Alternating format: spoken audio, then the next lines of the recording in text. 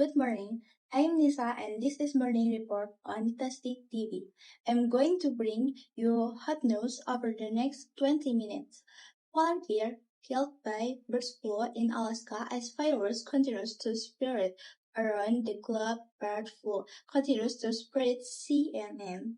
With the death of a polar bear in Alaska, the death of polar bear in northern Alaska has shown the bird flu has made the jump into yet another mammal species. The dead polar bear was found in October 2023 near Whittlake in the northern part of the state, and whilst bird flu was not initially detected in the swabs taken from the carcass, further examination revealed that the virus was the cause of death, although it primarily affects birds.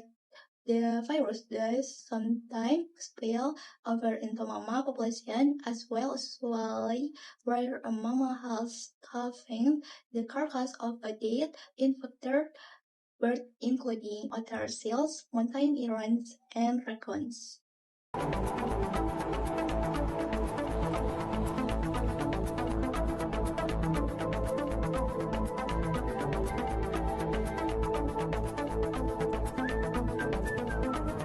This virus can also be called the H5N1 virus, a subtype of the influenza virus which causes bird flu. The influenza virus has several proteins on its surface, including the hemagglutinin protein, abbreviated H or HA, and the neuraminidase protein, abbreviated N.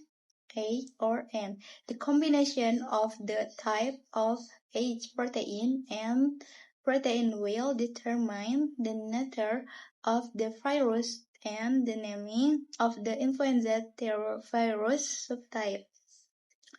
Scientists and doctors will help mammals in conditions like this because to prevent their population from decreasing, but we need more action to maintain the survival of mammals. The way to do this is by creating a network of protected and interconnected habitats.